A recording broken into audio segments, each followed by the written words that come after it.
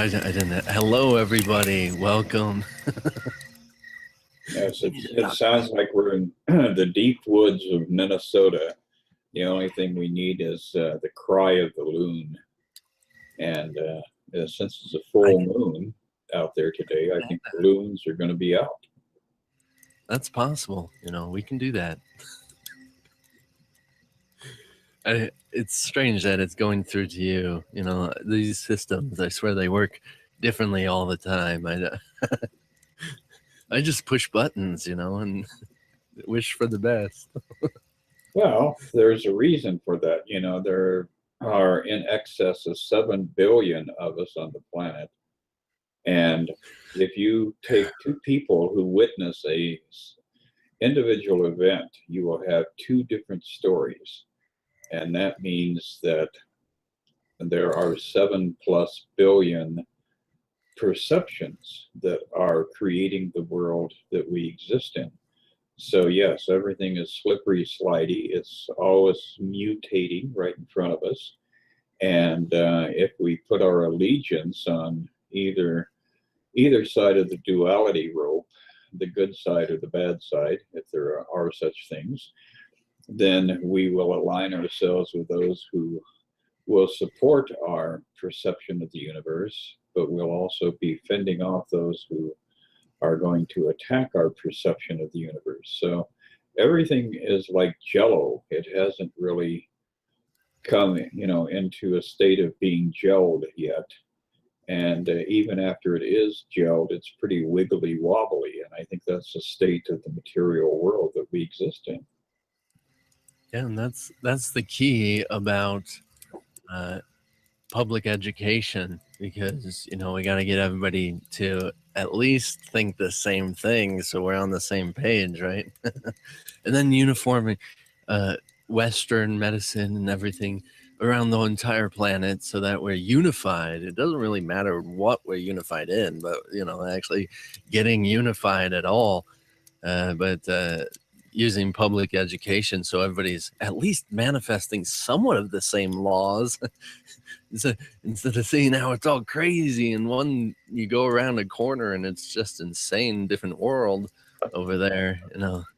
Back in the day when the Westerns, before movies, before that all congealed into that gelatin, things were a little different every place you went. You're like, wow, they actually have justification for these belief systems that they have. And these superstitions and everything.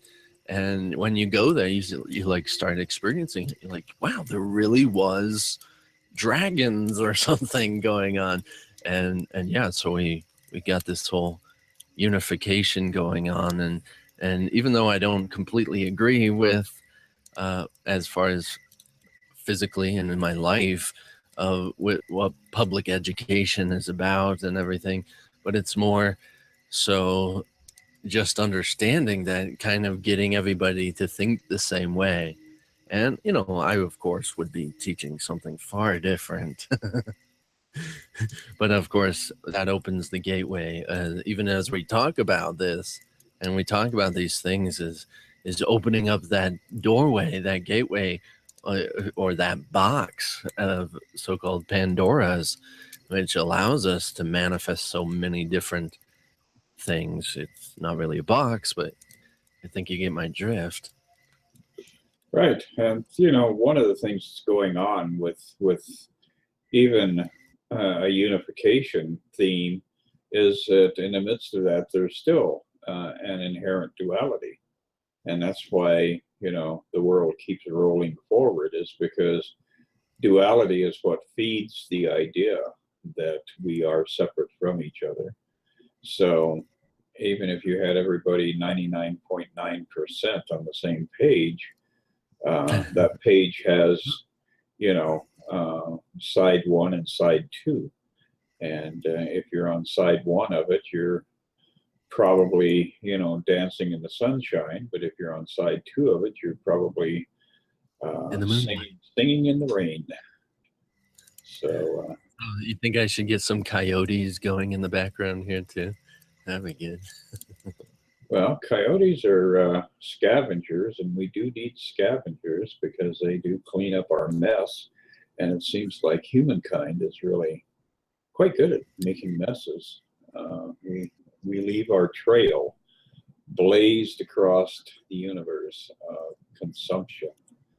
And of course, the consumption thing is all about distracting us from uh, what it is that we should be putting our attention on, which is our awareness of the presence and activity of God in our lives.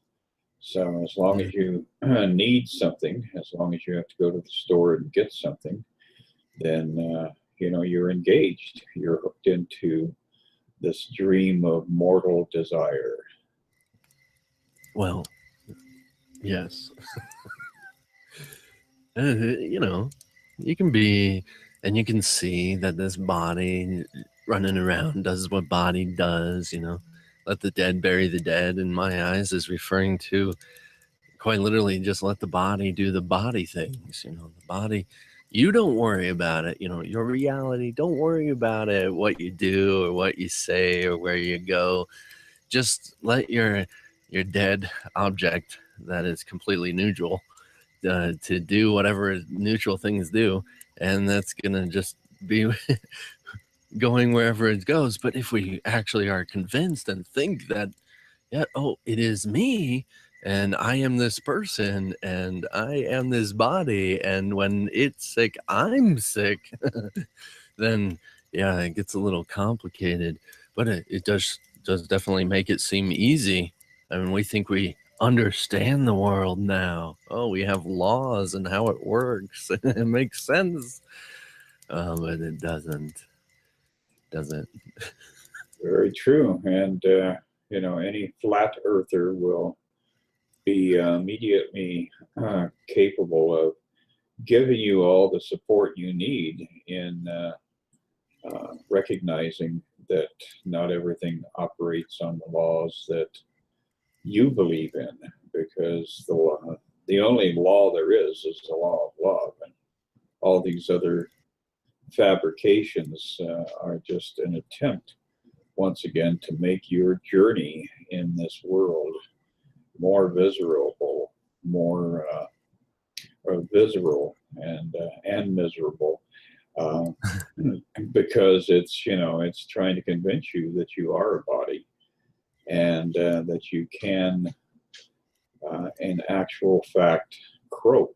And once you've croaked, you're in that dark zone, that forbidden zone, that zone that terrifies everyone, and yet it still is all duality. So from looking at it from that angle, it doesn't matter if you're on the awake side or the asleep side. It doesn't matter if you're conscious or unconscious. You're incapable of dying. So then, do you want to just blank out everything and appear to die for a while and live in that black zone, or do you want to be conscious and start struggling to awaken from that whole scenario of the dualistic experience? Yeah. It's deep stuff, man. Well, it's always the same. No matter where you go, there you are, and we just have to look at it. One of the things, we had a full moon here. I don't know if you are a person who looks up at night, but the moon in the Midwest here was quite beautiful. It was a very yellow moon, and a lot of atmosphere around it. And it, for me, is always a very reassuring sight, looking up in the heavens, having that bright reflection of the sun's warmth coming down to light our path in our night cycle, in our cycle of darkness. And, obviously that leads to the idea that we are the reflections of the sun being the Father, God, source, presence, whatever. We are that reflection. And so when we have these full moon events, it's always good to lift your head up a little bit and ponder where it is that the light is coming from, because the light is not coming from the moon, it is coming from the sun, and that's the way the world works. So we have to be aware. For that. So today at 7:10 a.m. here is when the full moon was officially full. Yes, it goes exact. It was at 8:10 for us and 9:10 on the eastern seaboard. And I like that metaphor you're using as being a reflection of it, in the likeness and the image of, but still a reflection and not actually the actual experience of, or even better said, as what most people referred to God is actually the Son of God, and God is even far more vast than their definition, which is usually this idea of, even God walking in the garden was actually the Son of God, walking within a reflection of himself. And it was in that, as that the creator of what we know as universes and worlds and people. And it really is that, what is the thought of the universe, and whoever knows the answer to that question is aware of that Son of God and the essence of it. And to say that anybody, even my person, is some sort of, and that's what astrology is all about, as far as my understanding of it, is, where was the gravitational pulls in the densities of the universe, in where your reflection of that light and that source was, and how and which angles in which it has reflected into the pool of the water, what at the time of your birth. It's like you walked out of the ripples of the pond at that specific moment, and so you have different ripples at different times of different people. It's like, so you're offering a perspective unique, to the amount of ripples or whatever. I'm not going to be in the place to actually describe astrology, but that's how I understand it. You would know more about it, of course. Yeah, astrology is just, again, a story about who am I. And of course, every time we start to define ourselves as separate entities from God, then we get ourselves into trouble, because again, we fall off that ledge into the pool of duality. But there is a sovereignty of the self within God. So and once you understand that, a lot of the fear factor starts to dissolve, because a lot of people, when they first encounter that idea that in order for me to recognize my true self, I have to let go of this self I've created, then that leaves this opening of, well, once I'm absorbed into God, then whoever I am no longer exists. And yet there is, within the presence and activity of God, there is a sovereignty of the infinite nature of God. So God within God, into infinitude, is what we are a part of. And we can keep descending into this material world ad nauseum for infinity if we collectively have the desire to do so. But it certainly doesn't have an alterable outcome. The outcome is always going to be the illusion of death. So after you die about 200 times and see yourself rotting, and go back and lay flowers on a grave from a past life experience, it all reduces down to, do I want this, or is it time to finish it? Yeah, it definitely comes to that point of progress, willing to progress in any sort of fashion. And yeah, I mean, if you desire dignity and want it to be the same and don't want to learn anything new and don't want to change at all, then yeah, you can stay in that forever. Just like you can digress as well. You can unlearn everything, and unlearning everything and take you to that same beginning, but that progressing also will take you to the same end eventually, that you started out with. So you get into the same point, and then there's just like complete release and letting go of everything and just dropping out or escaping, in that fashion. And but eventually, as far as I see it, besides that stagnity of insisting that the physical world is going to be my existence always, eventually it all goes back to that same truth. And as far as referencing the dimensions, that, even though it seems as if we're referring to something that seems to exist, it still will always be pointing to the truth in some fashion or another. And that's kind of the purpose of that holy spiritual universe, is that it will always be using the symbols of your design to assist you in either direction, progression or digression or whatever, and throughout these dimensional experiences. It's like that. It's inevitable that something changes. It's just kind of up to you how and what is going to change and where and when it's going to change. It's a required course that it's going to happen. It's just how quickly do you want to do it?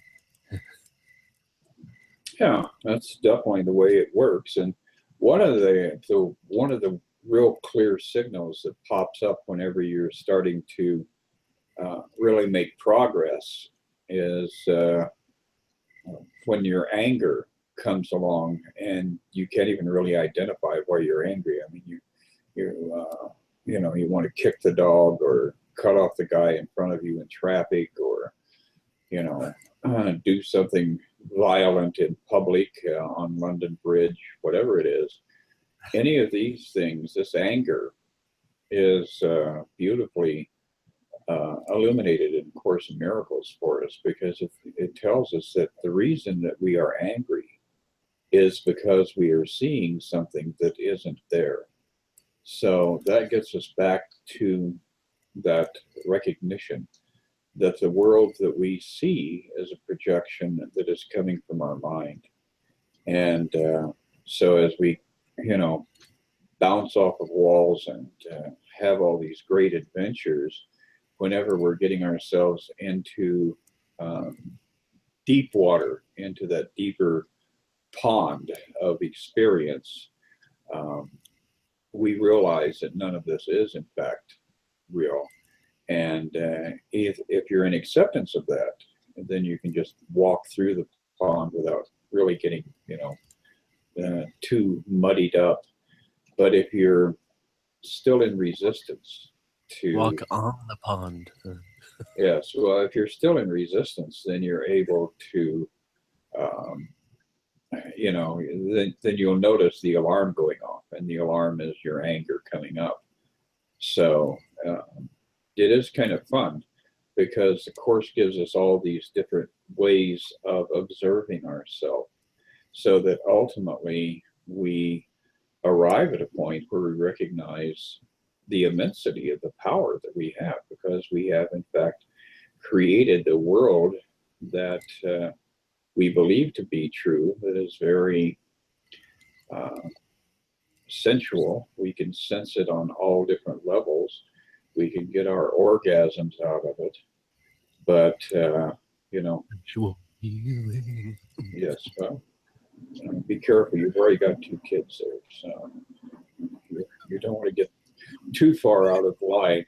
But anyway, all of this is transient. It's ephemeral. It's not real. It's not going to stick. And that pisses us off as far as our ego is concerned. Our ego desperately wants it to be real. We did a very good job, I must say. And just the power that we had and have, to continue to make something so convincing, it's just absolutely astonishing, to see how it's like, wow, I actually think and it moves. It's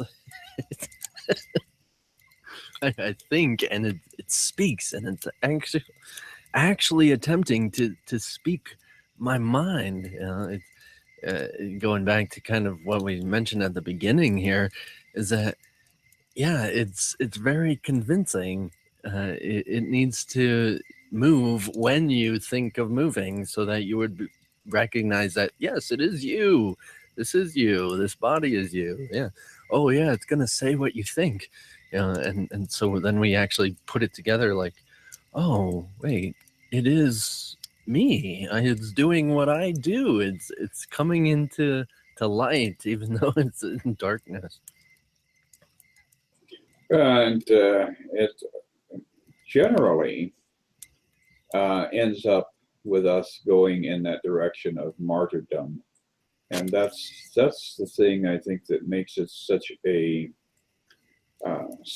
solitary and sad experience. Is we create the drama, we create the circumstances, and then we become the victim of our creation. And that was very clear this morning when I was driving in traffic and watching people, attacking each other and cutting each other off. And Chicago's traffic is tenacious. It's not like Los Angeles, or it's not like New York. It is unique unto itself. But so is definitely is. Yeah, Chicago is an interesting hub of America, because we do have so many different things going on that pull us in the direction of both coasts.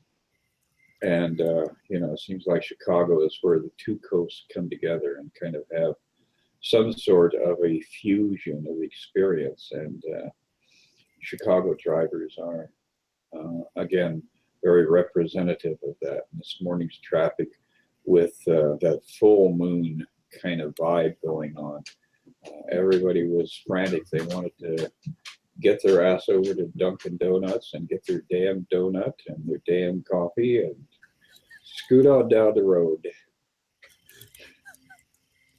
I have a whole story. I was actually ran off the road. A guy said I cut him off, and so he was literally slamming his truck into my little Honda and trying to run me off the road. And I was sitting there trying to listen to Deepak Chopra, these healing prayers, and the next thing I know, this guy's trying to kill me literally on the freeway and going 70 miles an hour, and he wants me off the road some reason. Like, apparently it wasn't his first offense. And it's funny because there was a reason that Utah, Salt Lake City, had the very first traffic light in all the world, because to say something about the driving, that it was needed around here. Well, yeah, Utah is still suffering from the aftershocks of the cowboy era and the ranching and the farming. And so there's kind of a giddy up go mentality, a little bit of a yeehaw spirit in a lot of those western towns like Salt Lake City and Denver and Cheyenne, Wyoming.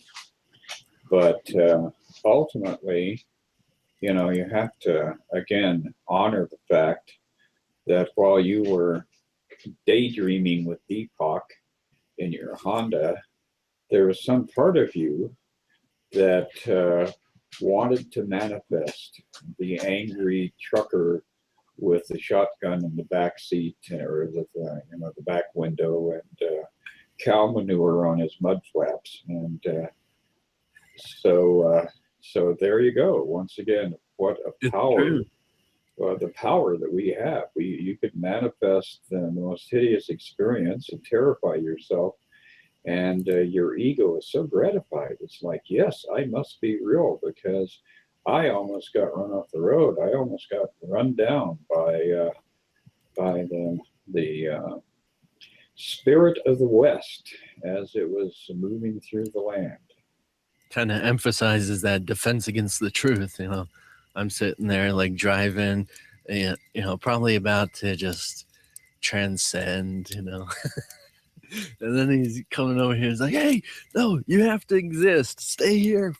We gotta get you this day. You're very much alive, and your life can be threatened." You know, this was like way back in, I don't know, 2003. But yeah, it was awesome to think about after, and just be like, wow, I was in a movie. It was like one of these traffic races. I was trying to get away from him, and he just insisted I must be dead or something. And then, you know, to get into the story a little bit, he all after he hit me a few times, I wasn't gonna let him drive away. No, no, no, no. So I came after him, and I tried to pull him over, and he wasn't having it. He was just trying to get away, and so I hit him back. And you know, the funny thing is, I definitely had some anger issues at the time, and you know, I had to go to anger management, and he turned out to not have insurance or anything. And the sad thing about anger management that they provide around here is more like scared straight, you know, and it doesn't work. Scared straight, you know what that is? Or this guy just got out of prison, and he's just telling you how terrible it is to go to prison, and how you know, it's not worth it and everything. But I'm like, that is not management of anger. Like, we need to actually be able to identify, you know, the real reason why we're upset. Only then would we be able to actually, you know, be able to manage this supposed anger. But until then, you know, it's just going to be like attempting to suppress something that really wants out. And, you know, this attempts to suppress something that really not just wants out, but almost needs to be out. Like you're this huge pimple that's just gonna pop. And instead of recognizing that, you know, there really is no, you know, fluid, trying to use that metaphor of a pimple, that there's actually nothing happening there. But when you insist there's millions of things to be angry about, or even one thing to be angry about, and the misunderstanding of association to it, it seems very easy. Seems and or it seems easy to be angry and impossible to get over it. And you go to bed angry, and all this stuff. You don't actually want to associate that anger really is a secondary emotion, that it's an attempt to react to essentially this fear idea, which in itself also in a deeper format doesn't exist either. But if we recognized and identified that we were somehow afraid, and we were trying to protect ourselves, and really protect ourselves from death, and finding out the truth on the other side of death, then, you know, it's something you have to relax into. That's for sure. You have to, you know, we made it set up time, so we have to take our time, you know, little by little, and then we have to find something else to get angry about to make sure that we're still here too.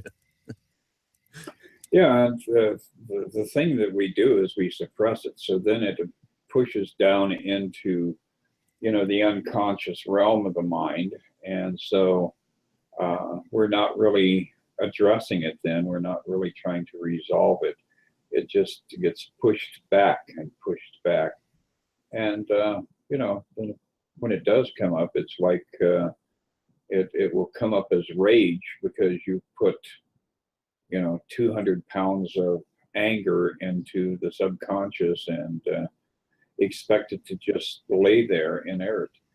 But the reality is that that anger is percolating. It's you know, making itself very comfortable in that home you've given it, and then it can be very immediate in the way it responds to all of life's little incidents. So unfortunately, a lot of people get so deeply immersed in this suppression that they're no longer able to control the way they resolve it, and then it becomes reactionary. Then it becomes, the bomber who walks into a synagogue or a church or a mosque and pulls the trigger, and all of this darkness, all of this miscreation that spills over, and other people have to work on cleaning it up in their own lives. But within all that, there is this web where all the players in the game are there by their own consent. They may not be conscious of that, but they are in fact there because for some reason they needed to experience that in order to make their next big step. So then it just goes on and on and on. And that's the reason that we're, constantly being reminded that the only way to really start working out the resolution is to bring ourselves to stillness, because it is only in stillness that we can actually release a lot of this stuff, and more importantly, allow it to be released on our behalf, because within stillness there is that act of surrender. And when you surrender, then you are fully capable of letting go of whatever it is, whatever baggage you've been carrying around with you. So it does get very, very complex.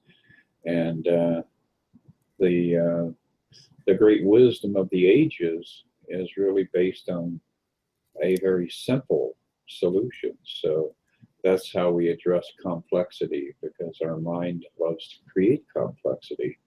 And so you always go for the cleanest, clearest, and simplest way out. It's interesting when you get into the frequencies and energy, that how amazing it is to recognize that the actual sensation of anger, as we've been talking about, is also in the same understanding and the same direction, the same sensation, in the sense of compassion and of expressing love. And it kind of gets into where the act of something being either an action of love or a call for love. And if you can recognize that in yourself, is you can actually start to recognize that, even identifying with the frequencies as, oh, I have this sense of anger, I obviously want something. So it gets into this realm of giving is to receive. And then if you actually do want something, start giving it, start offering it, start going into this realm of compassion. And you'll see that the only difference really between this sense of anger and compassion is that one is gimme, gimme, gimme, it's mine, mine, mine. And the other one is, it's yours, yours, yours. And really it's the resistance. It's not really either being an issue or anything, that there's a whole transcendence to the when you find that balance between the two, as any frequency. But that there's actually the only reason it seems to be gimme, gimme, gimme, and give, give, give, is because of the resistance to the situation. You have a reason to be afraid. This guy's actually trying to run me off the road. That's making me angry. Why is it making me angry? Well, I could die. He's damaging my property. All these variations that, well, what's the problem with damaging your property? Well, I'm going to have to pay for it. Well, what's wrong with paying for it? Well, I'm going to have to work more for it. Well, what's wrong with working for it? I hate work. And you go into this, all these different things, and it's easy to see that, well, I'm going to die. That I'm terrified of death. What is that? What's going to happen to me if I die, and or I feel the pain of death, and or I suffer, or I'm paralyzed for the rest of my life or something. And you can see that the actual action is a quick subconscious processing of, what do you value? And if you value your life, you're going to try and protect it because you identify with this body being your life. And so it completely keeps you in this vortex of, this is your reality. This is your reality. You keep choosing it because it seems to be real. I believe it, then I see it. I believe it, then I see it. I believe it because I see it, then I see it. Believe it because I see it, blah, blah, blah. And it just keeps going and going. That is now true. Well, the whole thing can be summarized in one simple thing. The object of my delight. It is all about donuts.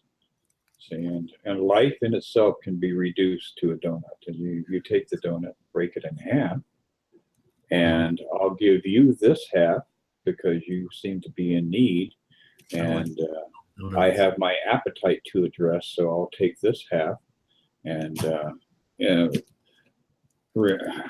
basically quell my need for a greasy donut. And that really is the Course in Miracles in a nutshell. And so if somebody, if you're out there talking about Course in Miracles with people and they ask you, well, what is a Course in Miracles? You say, well, let's go to Dunkin' Donuts because I can show you what a Course in Miracles really is. And it's all that very, very simple. It's a call for love, as you said, or else a proclamation, an extension, a sharing of love. That really is what the Course in Miracles reduces life to. And that's the beauty of the way it works, is that it's so effortless, and yet our ego is so committed to making all of these things complex and, like pushing a boulder up a mountain. We're just engaged in this endless struggle, this endless journey with all of our crap wrapped up into a ball that is the boulder that we have created. So, it really, with this full moon day that we're having today, we had a full moon in Sagittarius. And Sagittarius, the archer, is that idea of shooting an arrow into, the unknown, shooting a thought out there and being able to experience, that new connection, that new contact point. The archer is always on a journey to discovery and for education and for expanded belief systems and yada, yada, yada. And so this becomes, again, our eternal quest. This is the hero's journey, our striving and our longing and our occasional misery or occasional euphoria. But, the whole thing is so complexly written, and everybody is a part of the script. And so the words that guy in that truck was screaming at you, you really have to, again, step back from that and realize that he wasn't screaming that because he wanted to scream it, but because you had written it into your script. You wanted him to scream it at you, so you could be a victim of the guy in the truck. Yeah, it's true. It's true.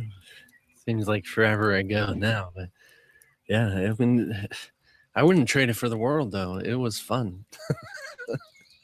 It's like my entire life, it seemed like while you're in the moment, and it seems to be a real lesson in forgiveness and actually applying that.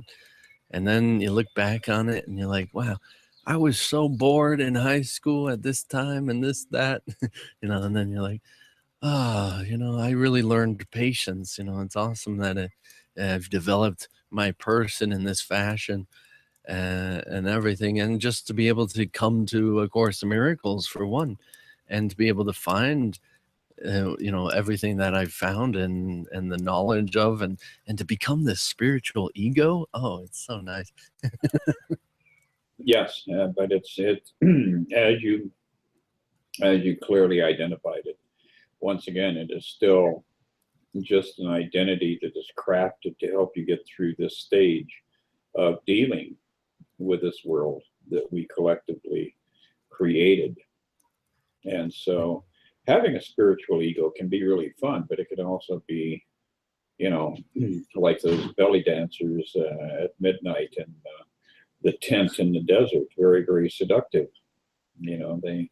They have their dance, and their dance is accompanied by the drums and the jingling things on their dresses, and there's a little bit of a firelight and the smell of ash in the air, and wow. I should add some belly dancers to the background of this too. Yeah, maybe next week we'll be able to add a belly dancer or two, but an intermission.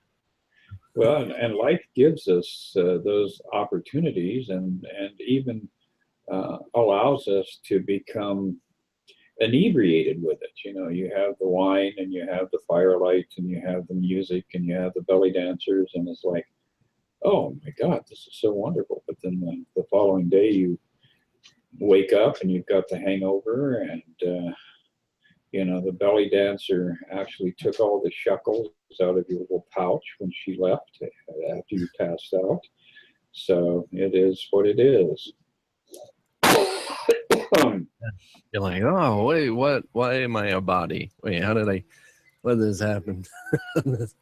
Yes, and why did I script this? And within the script, why was I, willing to turn another soul or another expression of God into, first an object of lust, and then an object of loathing.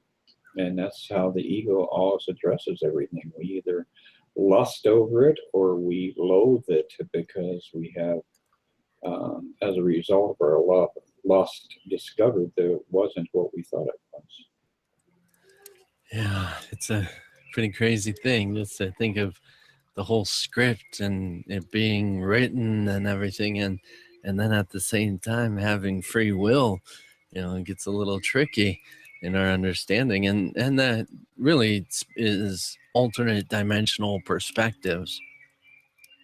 That in the script there isn't free will, but outside of the script, and even in various different dimensions, there is free will, even in the writer of the script. That's currently going on right now, currently happening at the same time, outside of time.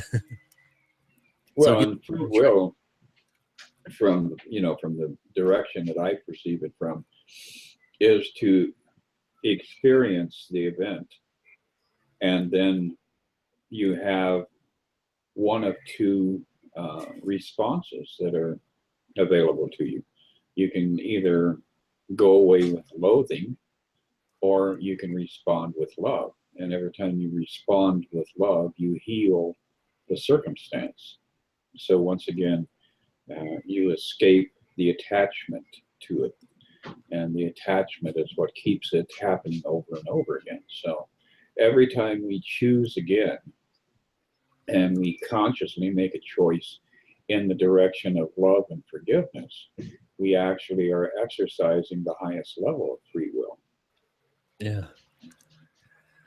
Yeah, it's really a matter of, what do we really want, and where do we want to live, and what perception do we want to have?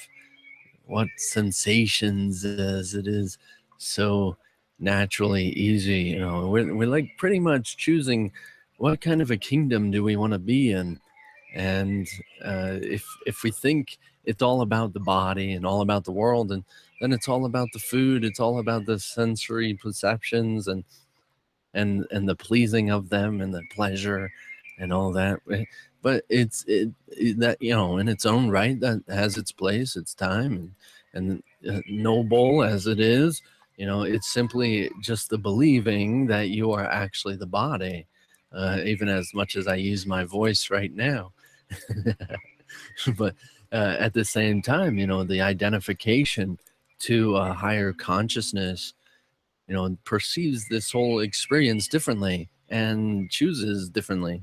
And then the whole experience of the soul as well, completely sees the different variations of the universe completely differently, moving, only love. It's just a representation continuously of love, that there is no other possibility other than love.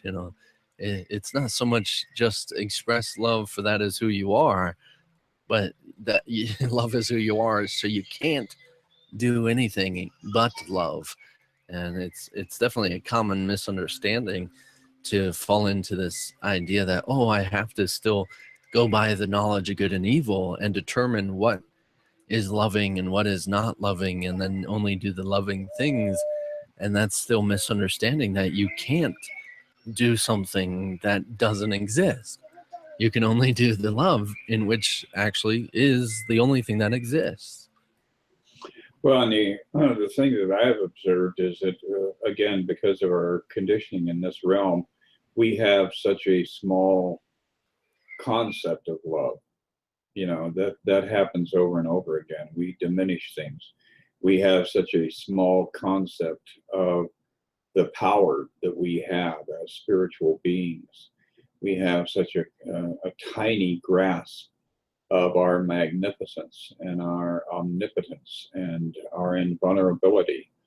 And we hold on to these. We hold on to our smallness.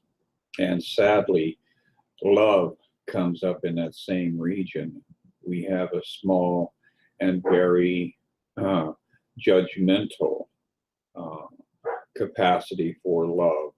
And the truth is that true love is so expanded that our human experience can't really fully comprehend the nature, the depth, and the breadth of love.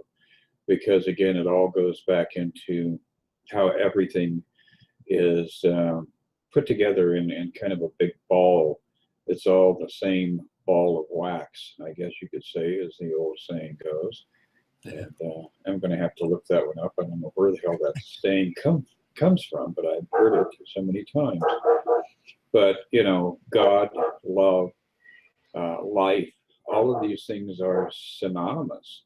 And so our ability to actually experience ecstatic love is something that we have really limited ourselves with.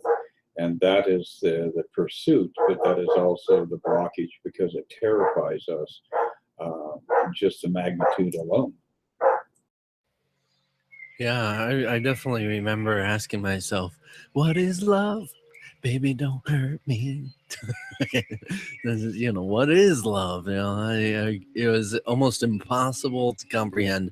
It's like you can't, be love or do love without someone else. And it definitely identifies the association to being a body, and that it only is applied and shared between bodies. Uh, Complete misunderstanding. But as far as when you get into the understanding of the dimensions, is that quite literally there's that initial relationship that God and the Son of God is quite literally, the Son of God is the love of God. It is not just God's love of his life or whatever. It's quite literally the essence of the love and the expression and experience of God itself, being one and the same. And from that relationship, everything has been reflected, and it goes into the second dimension of having light and sound, and what most people think of as positive and negative, and then yin yang really is this dance between consciousness and spirit. And that whole thing is just another reflection of this experience of love, but it's completely a partial perspective of what it actually is. And then you get into this physical form, it being love, and that's not even with the personality idea yet. Like being love between bodies is just about procreation, and that it simply is bringing the bodies together more like animals. And then the fourth dimension has this ego idea, where you actually think you understand the world, but really you're still animals in your own perspective again, and you still think it's between bodies. And really the whole factor of it being a reflection, it's still about that relationship at the beginning of all existence, right there with God and the Son of God. That everything, everyone, everywhere that I am looking at, I am still looking at God, regardless if I think I see illusions, I think I see something that's not there. I'm still looking at the reality that is there. And it is about that love and being that love to and with that same one entity, that same one, only one holy companion in which in heaven I reside. And to actually recognize that, it gets into this definition where people are like, oh, then you're just like, you're going to love everybody and you're going to want to have sex with everybody and everybody. And it's like, yeah, just like every body and everything and every object is an illusionary perspective of what God is, as much as anything else. It's not that I'm doing anything with a body, even though that bodies might be doing something. It still remains to be that one identity in the holy relationship of what is God and I. God and I am, I should say. Yes, and that kind of metamorphs into, again, the infinitude that God is, and subsequently the infinitude that I am. And yet it also honors the integrity of the I am. So, That's a good word, infinitude. I like that. Yes, I like infinitude. It's I created that way back in I think it was about the 4th century BC. It was with some Greek friends of mine. We were talking about looking up at the stars at night, and I said, that seems like it's infinitude to me. They all agreed. They all liked that word, so it worked out quite nicely. But I need a bite of that infinitude you were holding up earlier. Yes. I'll send you a cyber donut because again, that is the satiation of the momentary desire. The way we currently have a problem digesting ones and zeros, but eventually it would be possible. Yeah, I mean, it's kind of like macaroni and cheese. It's the positive, negative, yin yang of existence on this material plane, and that in itself is another interesting thread of thought: the material plane, and are we on a plane, and where are we headed on that plane? So it just goes on and on and on. I was thinking more, oh, great, we're on a plane. Now we need to walk through it with some buffalo and some swampy area. Or find out if there are snakes on the plane. And, there's snakes in the plane. Yes. So, and all of the silly babble that we're engaged in here right now is another good illustration of the reality that words are but symbols of symbols. And so you can babble as much as you want and make it go whatever direction you want. And the truth is 2 degrees away, 2 degrees apart, 2 degrees separated from its source. So let's get into making it plain and simple. Yes, and using the plane again. A flat line, a horizon line. Well, we've had one viewer that dropped in earlier, and we've got a second viewer now. I don't know if it's the same person who... Hello, viewer. Yes, they may have walked away for a few minutes and then come back again to see if we were still babbling mindlessly this morning. And we in fact are, but that's what it seems like the Holy Spirit would have us do this morning. Well, thank you so much for taking this time and spending this time with me. Absolutely. And how's the little guy? Is he bouncing around your legs there, looking for a little bit of attention? Not right now, not right now, but he came in earlier, and yeah, but he's doing good. Yeah, today is the mother's first day back to work, so I'm gonna be the one alone here with two little ones, and so let's see how this goes. I'm gonna enjoy the ride. Oh, it's going to be awesome. Yeah, Just make sure that you have that backup supply of disposable diapers, and life is good. yeah, and we got stashes of mommy's milk and everything, so it should go well. I'm just thinking he's gonna miss mommy, so we're gonna establish visits or something. We'll figure it out. It's an unknown plane I'm That's exploring. true. That's true, but it's all resolved with love. You just Exactly. be the center of love in their little lives, and you'll be doing everything that's necessary. Sounds good. Thank you uh, for this. I thoroughly enjoy these conversations, as meaningless as they are. I enjoy them. Well, and and sometimes they actually cause us to think, a strata higher. We get up from the third floor to the fourth floor every once in a while in these dialogues, and that's a good thing. yes, indeed. So thank you. And thank you all for tuning in here and being here. So we've had 12, 13 people in live on Gather as far as it's been, and a few talking members and typing and all this stuff I don't always read.